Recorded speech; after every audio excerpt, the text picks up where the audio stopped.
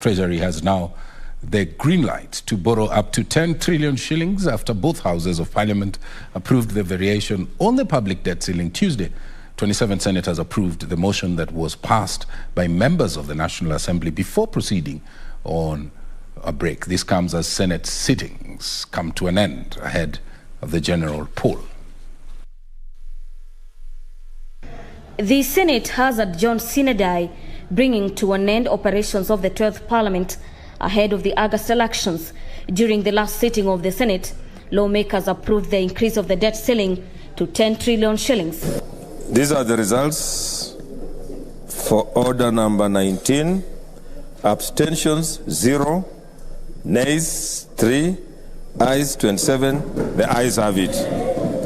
In the 5-year term of the third Senate of Parliament, 20 bills, 403 motions, 103 petitions, and 501 statements have been considered and passed, with senators calling for clear separation of powers between the Senate and the National Assembly. It's an existential threat to this House, and unless we guard against that threat, Mr. Speaker, there are people who are hell-bent on lowering the Senate, on make sure that the Senate doesn't get recognition. The National Assembly cannot be sitting on our bills and allowing their bills to come here and we keep on discussing their bills when actually we are here to protect the counties.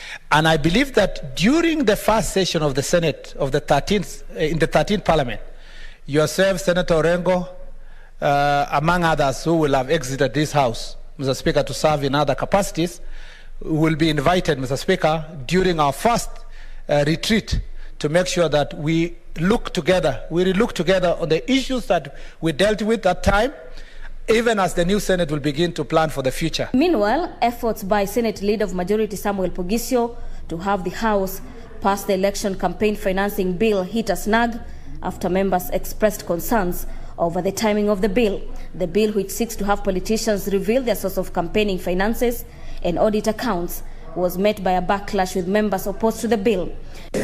Looking at what the Majority Leader is proposing, and at the same time, time is of essence. I believe let it be interrogated by the next House so that we ensure, Mr. Speaker, that we do not pass laws and then we start asking ourselves, where were we when this was being passed? The problem is the timing, Mr. Speaker. We are in the middle of a fairly heated campaign period between two very strong contestants for the seat of presidency. And we don't want to send the wrong signal. Despite the fact that the Senate has adjourned its sitting, the term of Parliament officially expires on the eve of the 9th of August. For Prime Edition, I'm Gladys Mungai.